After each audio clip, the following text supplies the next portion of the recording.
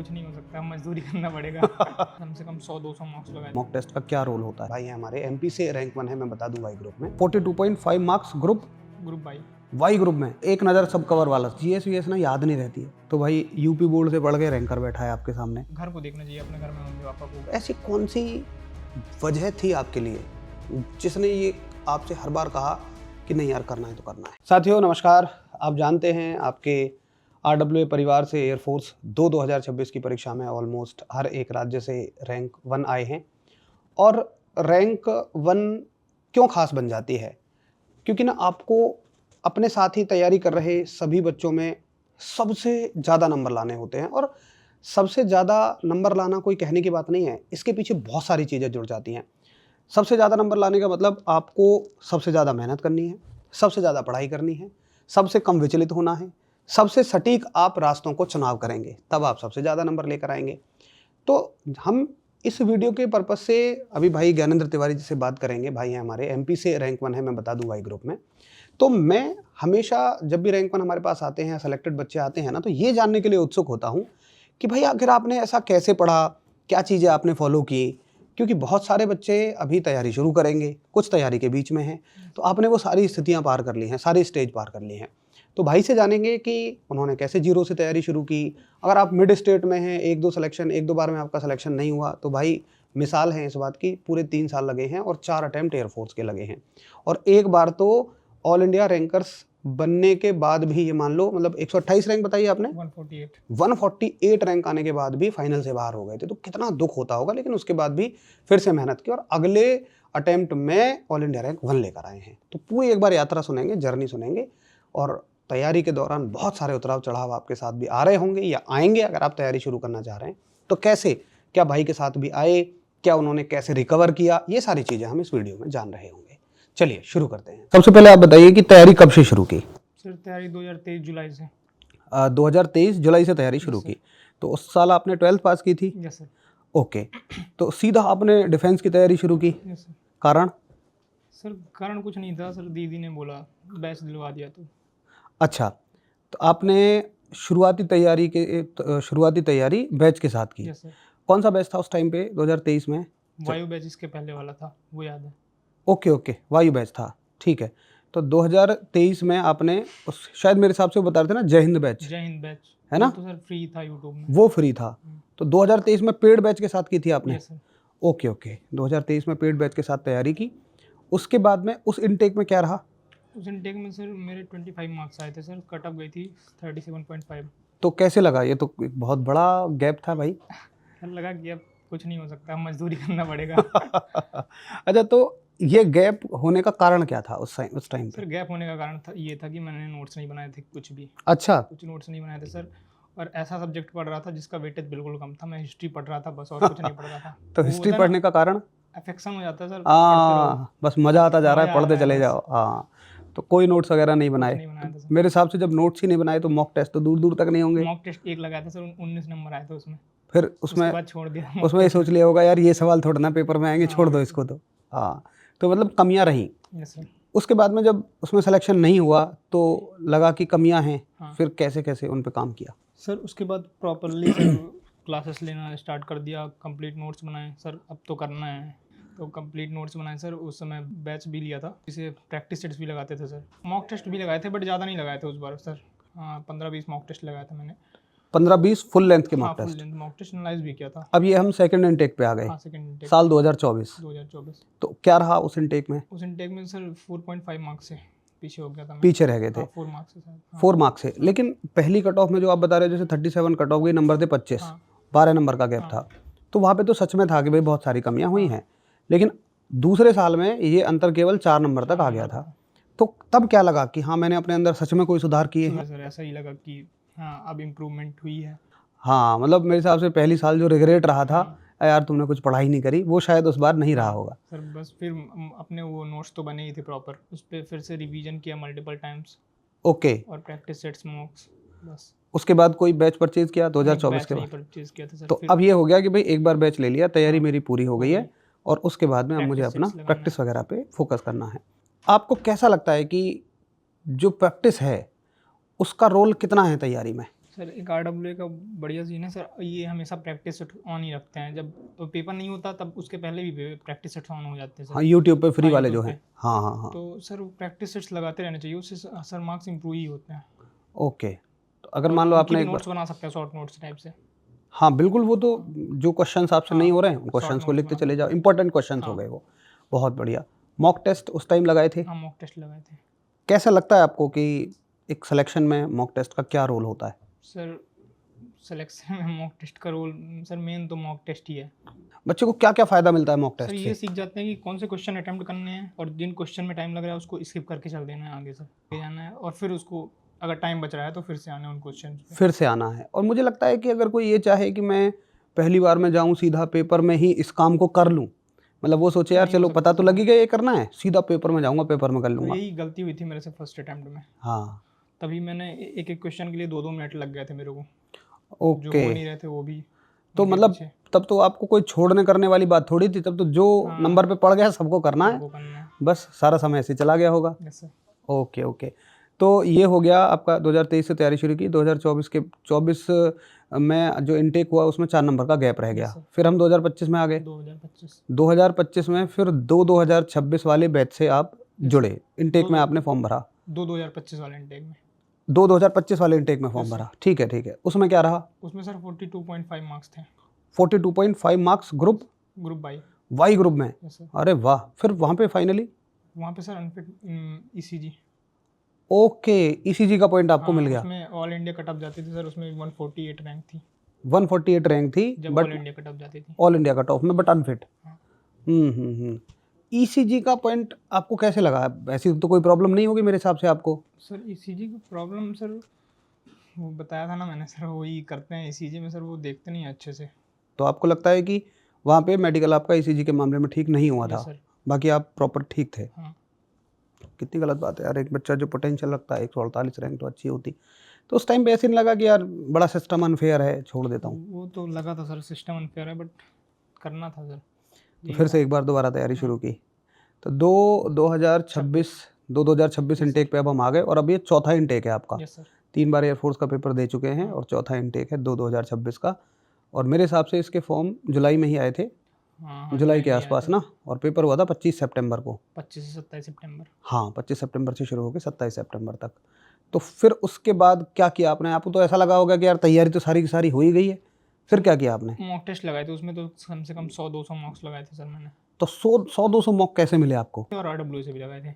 जो हमारी sectional test series थी। सर नहीं सर, वो हर संडे को आता था। ओके, और सर एक परचेज का भी ऑप्शन आया था एक बार। हाँ वही तो टेस्ट सीरीज थी। हाँ, टेस्ट सीरीज, और एक फ्री भी थी सर। फ्री के भी टेस्ट सीरीज थी कोई हमारी? हाँ सर, एयरफोर्स की। वो तो फिर मेरे को लग रहा है आपने कहीं थर्ड पार्टी से कर ली होगी। नहीं सर, इसमें था RWA ऐप में। बैच के साथ था ना वो? बैच के साथ नहीं सर, फ्री मॉक्स थे। एप्लीकेशन में फ्री कई सारे टेस्ट, मॉक टेस्ट फ्री थे। हाँ, अच्छा, तो हो सकता है हमने जो कोई हर टेस्ट संडे को सीरीज। प्रोवाइड करते थे। हाँ हर संडे वाली तो फ्री रहती है। हाँ सर, वही बस। ओके, तो आपने संडे वाले मॉक टेस्ट सारे लगाए थे। Yes sir. तो उसमें शुरुआती मॉक टेस्ट में कितना स्कोर रहता था? 35 to 40 मार्क्स। तो ऐसे नहीं लगा आपको कि यार? फ्लक्चुएट होते रहते थे। और 2025 वाले इनटेक में कितने मार्क्स बताया आपने? 2025 वाले में 42.5। तो ऐसा नहीं लगा आपको कि यार मेरे तो मेन में ही 42.5 आ गए थे, यहाँ के तो मॉक टेस्ट में 35-40 ला पा रहा हूँ? सर ऐसा नहीं था, वहाँ लगता था कि कोई बात नहीं, मतलब यहाँ इतने आ रहे हैं तो आप लोग भी बोलते थे अगर यहाँ इतने आ रहे हैं तो हाँ मैं बस वही सुनना चाह रहा हूँ थोड़ा सा, कि हम हल्का सा टेस्ट का लेवल अप साइड रखते हाँ। हैं ताकि बच्चा ओवर कॉन्फिडेंट ना हो हाँ। जाए, लेकिन उतना भी नहीं कि बच्चा डिमोटिवेट हो हाँ डिमोटिवेट हो जाए, उतना भी नहीं, हल्का सा तो हम रखते हैं। वेरी गुड, बहुत बढ़िया। तो क्या फ़ायदा लगा आपको उन मॉक टेस्ट का? सर मॉक टेस्ट को मैं लगाता था और उसके बाद प्रॉपर एनालाइज करता था सर मॉक टेस्ट का। जो क्वेश्चन नहीं बनते थे उनको एक कॉपी में लिखता था सर, और फिर मतलब वो क्वेश्चन तो फिर दोबारा मेरे से नहीं छूटेंगे सर। तो मॉक से 3-4 क्वेश्चन सीधे मिले थे पेपर में, इंग्लिश में। बहुत बढ़िया।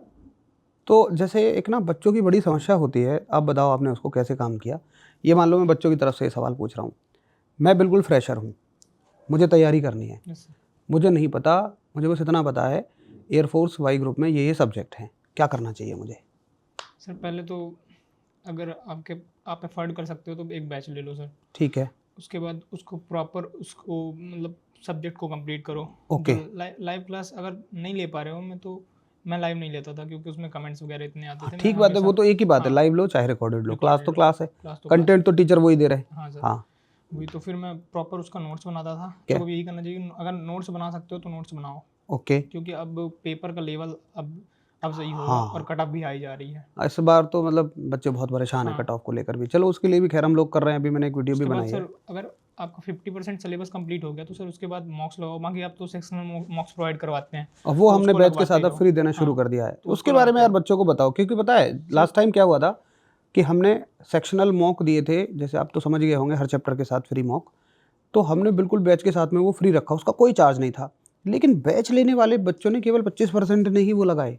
सर बच्चों को अगर चैप्टर कंप्लीट होने के बाद एक बार प्रॉपर रिवीजन करना चाहिए सर पीपीटीटी से, उसके बाद सर सेक्शनल मॉक लगानी चाहिए, उससे पूरा असेसमेंट हो जाता है कि अभी क्या है अपना हाँ सीन तो आपको इसमें। लगता है कि वो बहुत हाँ, ज़रूरी है। बहुत ज़रूरी है सर वो। ठीक है, अब तीसरी एक पता है बच्चों की समस्या क्या है, वो कहते हैं सर जीएस वीएस ना याद नहीं रहती है, या मैथ्स के फॉर्मूले याद नहीं रहते हैं। भाई उसको कैसे याद किया? सर जीएस तो मुझे याद हो जाती थी, बाकी सर वो सब रिवीजन का खेल है सर, जितना तो वही रिवीजन वही तो करोगे। बस हम सुनना चाहते हैं, बच्चे सुनना सर चाहते हैं मैं तो कि कैसे कैसे रिवीजन करना चाहिए। रिवीजन का सर मैं तो रात में अगर पढ़ता हूँ उसको तो सुबह कंपलसरी है, मैं उसको पढ़ूंगा ही दोबारा, और फिर उसके ओके। 2-3 दिन बाद फिर से पढ़ूंगा वो सब। 2-3 दिन बाद फिर से हाँ, पढ़ोगे, फिर ठीक एक है। हफ्ते बाद पढ़ूंगा। तो जैसे मतलब बच्चे ना कई बार ये पूछ रहे होते हैं कि सर जैसे मान लो मैंने जीएस के नोट्स बना लिए, मैंने चैप्टर पढ़ा, मतलब मध्यकालीन भारत का कोई चैप्टर मैंने पढ़ा, सर अब मैं रिवीजन का आखिर मतलब क्या है कि केवल क्या मैं उसको देखूं, या मैं देखने के बाद लिख लिख के चेक करूं उसे मुझे कितना सर आया? एक बार पढ़ लो, उसके बाद अपने से लिख लिख के देखो कि क्या सही मतलब याद रह रहा है मुझे या फिर नहीं रह रहा है, ऐसा कुछ। हाँ मतलब उस चैप्टर का जो एसेंस है, हाँ जो मेन मेन पार्ट है, उसको फटाफट फटाफट रफ कॉपी में हाँ, लिख के भी रफ देख कॉपी। सकते हैं। और सर इसका सीन ऐसा है ना जीएस का सर, ज़्यादा नहीं 5 मिनट लगते हैं सर रिवाइज करने में, अगर हाँ आपने उसको पढ़ा है अच्छे से तो। बिल्कुल, एक नज़र सब कवर वाला सीन। बस 5 मिनट लगते हैं। ओके ओके ओके, तो इस तरीके से आपने हाँ। उसको रिवाइज किया। मेरे हिसाब से आपने 4 चीज़ें फॉलो की अगर मैं सही हूँ। सबसे पहले कंसेप्ट मजबूत कर लिए Yes, sir. बैच के थ्रू। दूसरा आप खुद ही बता रहे हो कि यूट्यूब पे जो प्रैक्टिस सेट थे वो कर लिए। मॉक टेस्ट आपने बहुत सारे लगाए यस सर। और रिवीजन आपने सेल्फ किया। हाँ। ये 4 चीज़ें आपने की, Yes, sir. बहुत बढ़िया। उसके अलावा जैसे लास्ट में जो मैराथन वगैरह चलती हैं वो कुछ मैराथन तो मैं हमेशा करता था सर, 12 लगता है 12 कि हाँ उसका कोई फ़ायदा है? बहुत ज़्यादा फायदा सर, पूरा कंप्लीट रिवीजन हो जाता है उससे। हाँ, लेकिन मैं एक बात जो जोड़ूंगा ना इसमें वो ये कि मैराथनों का फ़ायदा उसके लिए ही है जिसका सारा सब कुछ पहले कंप्लीट हो। वही सर रिवीजन मतलब वही होता है हाँ ना जो हाँ जिसका कंप्लीट है। नहीं, बहुत सारे बच्चे तो पता है क्या उम्मीद लेके आते हैं मैराथन लेके कि सर एक मैराथन में ऐसा करा दो जो सारा पेपर में फंस जाए। ऐसा नहीं लगता है। असल में वो यूट्यूब पे बहुत सारा ना डिस्ट्रैक्शन भी है। ऑनलाइन एजुकेशन अगर किसी को सही तरीके पता है तो बढ़िया भी है, लेकिन अगर नहीं पता और वो एक समुद्र है इसमें डूबता चला गया तो डिस्ट्रैक्शन भी बहुत है। हाँ ये सर हम लोगों ने बहुत पढ़ा ये सब फेस 2 में, online education versus offline education ये सब वाला। अच्छा, फेस 2 की तैयारी के बारे में बताओ ना थोड़ा। बच्चा बड़ा घबराया हुआ रहता है यार, कैसे करूँगा तैयारी? सर फेस 2 की तैयारी के लिए ना हमको नॉलेज गेन करना चाहिए टॉपिक्स के अबाउट। सैम सर भी यही बताते हैं कि मतलब अगर आपको कोई टॉपिक पता चल रहा है तो उसके अबाउट क्या है वो उसका नॉलेज गेन करो, उसका इन्फॉर्मेशन निकालो हाँ उसके। हाँ, अगर और आप ऑनलाइन बैच में हो, अगर यहाँ हो तो ठीक है, सबके सामने हो जाएगी प्रैक्टिस। आपने कैसे तैयारी की, ऑनलाइन ऑफलाइन? सर मैंने ऑनलाइन तैयारी की है। ओके, ऑनलाइन किसी हमारे बैच के थ्रू? हाँ बैच के थ्रू सर, टॉपिक्स जो सर बताते थे वही सब लिखता था ओके और उसी को नॉलेज गेन करता था, उसी में सर लिख के मतलब सर उसको पढ़ता था, फिर मिरर के सामने प्रैक्टिस करता था सर। ओके ओके, बहुत बढ़िया। तो एक चीज़ ये बताओ, जैसे बच्चे ना अक्सर मुझसे एक सवाल पूछते हैं, उनकी ना इंग्लिश कम्युनिकेशन बहुत अच्छी नहीं है, तो इंग्लिश कम्युनिकेशन की कितनी ज़्यादा ज़रूरत है इसमें? इंग्लिश कम्युनिकेशन की ज़रूरत तो है सर, बट अगर आपने इंग्लिश थोड़ी सही से पढ़ा है ना, ग्रामर रूल्स, तो ऑटोमेटिकली कॉन्फिडेंस आएगा आपको। हाँ, और सर तो इस समय शायद सीरीज चला ही रहे हैं वो, सीरीज चली हुई है। communication के हाँ, लिए। वो यूट्यूब पे भी चलाई हुई है, स्किल्स चैनल पे बहुत सारा कुछ सिखा रखा है। आपका मीडियम क्या था शुरू से? हिंदी मीडियम था सर। हिंदी मीडियम था, तो आपने कैसे इंग्लिश बोलना सीखा यार? पता नहीं सर, मैंने प्रैक्टिस की है सर बहुत ज़्यादा इसके हाँ। लिए, बोलने के लिए। तो उससे पहले जो मतलब फेज़ 2 से पहले भी आपने अपनी इंग्लिश को सुधारने के लिए कुछ किया था? इंग्लिश को सुधारने के लिए सर बस वही बेसिक्स, अगर मेरी तो सर ग्रामर कंप्लीट थी, तो ग्रामर से भी, ग्रामर और सर वोकेबलरी का बहुत बड़ा रोल है सर इसमें। चलो मान लो जैसे आपने ग्रामर और वोकैब तो पेपर देने के लिए पढ़ी होगी, यस सर। है ना, बहुत अच्छे से, लेकिन एयरफोर्स की तैयारी से पहले तो आपको शायद ये नहीं पता था कि कभी मुझे इंग्लिश भी बोलनी पड़ेगी। हाँ सर। तो शायद उस तरीके से तो आप प्रिपेयर नहीं हुए होंगे। जी सर। आप प्रॉपर जो कम्युनिकेशन को लेके अवेयर हुए होंगे वो तो फेज़ 2 की तैयारी के लिए हुए होंगे। के लिए सर पहले पता भी नहीं था कि जीडी में ऐसा होगा, पहले तो लगता था ऐसे ही हो जाएगा जीडी। हाँ, पूरी प्रोसेस वगैरह भी नहीं पता। तो आपने जब पहले दिन क्लासेस वगैरह ज्वाइन की होंगी तो आपको इतना तो समझ आया होगा कि यार जो भी बोलना है ना इंग्लिश में बोलना है। हाँ तो उसके लिए प्रॉपर आपने कैसे क्या चीज़ें की वो मैं जानना चाह रहा हूँ। सर, उसके लिए सर प्रैक्टिस ही करते थे और बोलने के लिए प्रयास करते थे सर, बस। ग्रुप बना के आपकी हाँ प्रैक्टिस हुआ करती थी। जी सर। तो मतलब टेलीग्राम उसी पे। धीरे धीरे प्रैक्टिस से ही आप चीज़ों को सीख गए। जी सर। मैं बच्चों का ना वही डर बस निकालना चाहता हूँ आपके माध्यम से। पहला बच्चे कहते हैं, बच्चे आधे सोच लेते हैं हमारा तो ना यूपी बोर्ड है, हम कभी नहीं कर पाएंगे। तो भाई यूपी बोर्ड से पढ़ के रैंकर बैठा है आपके सामने। दूसरा बच्चे सोचते हैं कि हमारी पहले से कोई तैयारी होनी चाहिए। मेरे हिसाब से पहले से आप वो बात आपकी सही है कि एक एमपी ग्राउंड बोर्ड तो से। होना चाहिए। आपने जैसा कि बताया कि मेरी इंग्लिश और वोकैब थोड़ी ठीक थी। हाँ। कितने मार्क्स है इंग्लिश में? इंग्लिश से 19.5 है सर। 19.5, क्या बात है। तो आपकी इंग्लिश पहले से अच्छी रही होगी।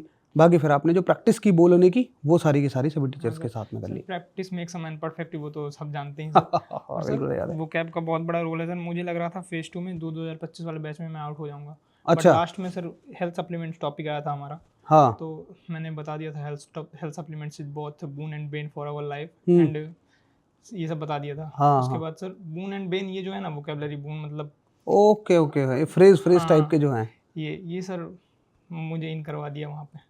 हाँ अच्छा, तो आपको कह रहे हो कि मतलब एक छोटी सी ऐसा मेरा पॉइंट मुझे लगा स्ट्रॉन्ग कि मैंने उसको टॉपिक के अंदर जोड़ हाँ दिया। मतलब जो आपने लिखित परीक्षा के लिए तैयारी की थी आपने उसको जीडी की ज़रूरतों में जोड़ दिया यस सर। और वो आपके बहुत काम आई। क्या बात है, गजब गजब, बहुत बढ़िया। तो बहुत सारे बच्चे आपसे कुछ सीखेंगे। बाकी आप बताओ बच्चों के लिए क्या सजेशंस हैं आपकी? सर बच्चों के लिए सजेशंस यही है कि सर अगर किसी एग्ज़ाम को क्रैक करना है सर, हम्म। तो प्रॉपर उसके लिए कंसिस्टेंसी होनी चाहिए। हाँ। और जो सब्जेक्ट पढ़ रहे हो एकदम मन लगा के पढ़ो, हम्म। उसको प्रॉपर नोट्स बनाओ, क्योंकि नोट्स से आप रिवीजन कर सकते हो अच्छे से कम समय में। और हाँ। सर सिर्फ प्रैक्टिस सेट लगाओ, फिर मॉक टेस्ट लगाओ, एनालाइज करो मॉक टेस्ट अच्छे से। हाँ। बस सर दैट्स इट। अच्छा, अब एक बात बताओ, तुमने 23 से तैयारी शुरू की और सेलेक्ट हुए हो आप 26 में आके। Yes sir. 23 से 24, 24 से 25, 25 से 26, 3 साल लगभग हो गए। जब हम तैयारी करते हैं ना मुझे लगता है ये बहुत ही ज़्यादा बड़ा आपका परीक्षा वाला समय होता है। आदमी को हर चीज़ से बड़े मेंटल स्ट्रेंथ बड़ी अच्छी रखनी पड़ती है, क्योंकि उस दौरान आपके बहुत सारे दोस्त हैं जिनके सिलेक्शन होंगे, बहुत सारी वीडियोज़ आप देखेंगे, बहुत सारे आपके फैमिली में किसी के सिलेक्शन हो रहे होंगे। तो जब भी तुरंत कोई सिलेक्शन होता है ना हम उससे अपने आप को जोड़ने लग जाते हैं, यार काश मेरा भी सिलेक्शन हो। तो इस दौरान बहुत सारे, मैं मानता हूँ कि तैयारी के दौरान बहुत सारे अप्स एंड डाउन्स आते हैं। अप्स का मतलब है मॉक टेस्ट में अच्छे नंबर आ गए हम खुश हो गए, डाउन्स का मतलब है नंबर कम आ गए तो दुखी हो गए, या मान लीजिए एक इनटेक में नहीं हुआ तो दुखी हो गए। तो कैसे आपने कभी कोई ऐसा फेज़ आया फिर आपने कैसे रिकवर किया?